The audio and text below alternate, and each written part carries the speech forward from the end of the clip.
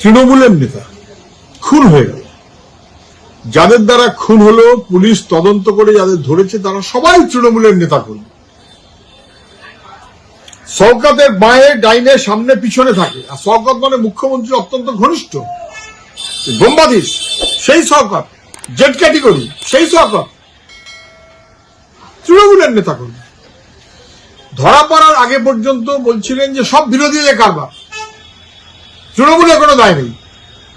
ধরা পড়ে পরে দেখা গেল যে তারা সবাই তৃণমূল, তখন বলতে শুরু করলেন না ও তো অনেক লোকের মধ্যে একজন। তাহলে আগে কেন বিরোধীদের ঘাড়ে দোষ চাপিয়ে আসলে কি উনি খুনিদের প্রশ্রয় দিলেন, খুনিদের আড়াল করার চেষ্টা করলেন?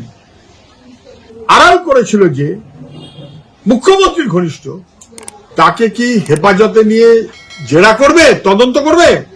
যদি তদন্ত না করে তাহলে কিচ্ছু বেরোবে না। তদন্ত করলে দেখা যাবে এই খুনের রহস্যের পিছনে আরো অনেক বহু গল্প আছে, যেটা ভাঙড় ক্যানিং চত্বরে লোকে সবাই টের পাচ্ছে।